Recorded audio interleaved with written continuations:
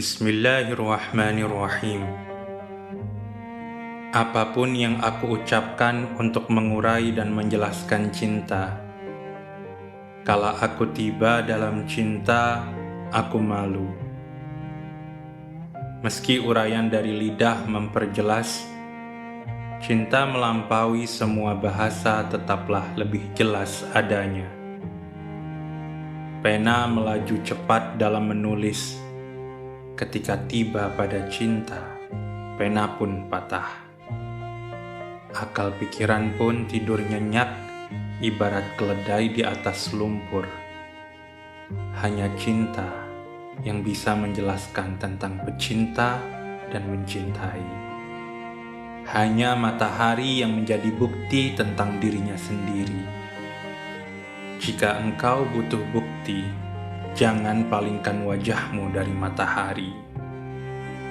Meskipun bayangan memberikan isyarat akan matahari, matahari menganugerahkan cahaya kehidupan di setiap waktu. Bayangan membuatmu tidur seperti kisah-kisah dongeng. Dan kala matahari terbit, bulan terpotong, insyaqqal qamar. Tak ada di dunia ini yang asing seperti matahari.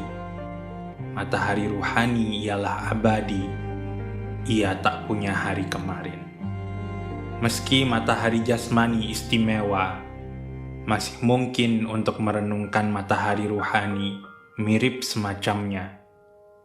Matahari ruhani yang melampaui eter tidak punya seperti baik dalam batin maupun lahir. Bagaimana bisa imajinasi memuat esensinya? Dan bagaimana bisa kesepertiannya datang dalam pemikiran kita? Kala berita datang di hadapan wajah Syamsuddin, matahari di langit keempat menggantungkan kepalanya. Karena nama Syams telah tiba, aku harus jelaskan isyarat tentang kemurahan hatinya.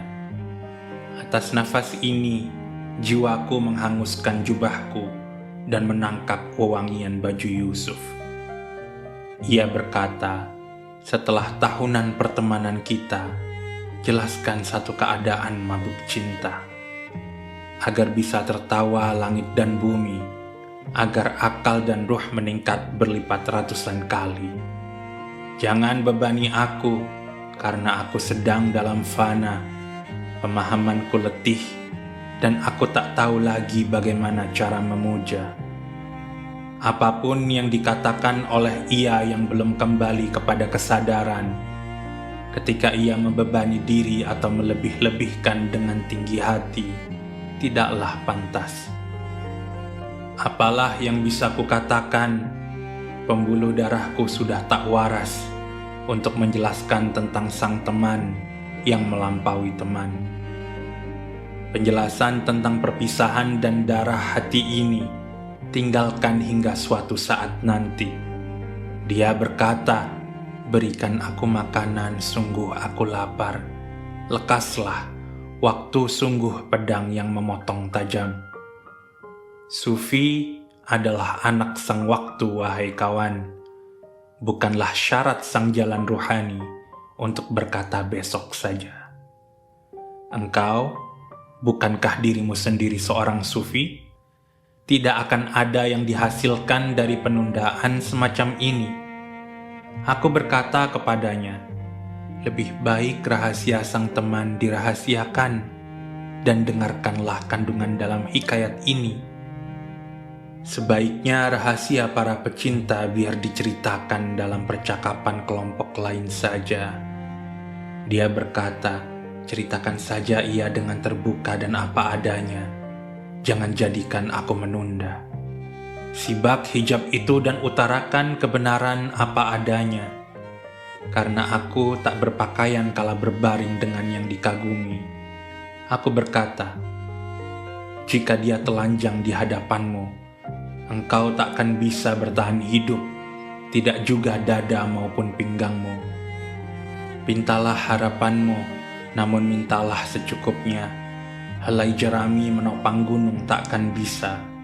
Matahari yang dengannya bumi tersinari akan membakar bidangnya kala ia mendekati. Jangan kau cari kerumitan, kekacauan, ataupun pertumpahan darah. Mulai sekarang, jangan bincangkan Syams dari Tabriz lagi. Tiada ujung untuk ini, mulailah lagi. Sana, bacalah hingga ujung dari hikayat ini. Walhamdulillahi wahdah, wa sallallahu ala sayyidina Muhammadin wa alihi wa itratih, wa hasbunallah wa ni'mal wakil.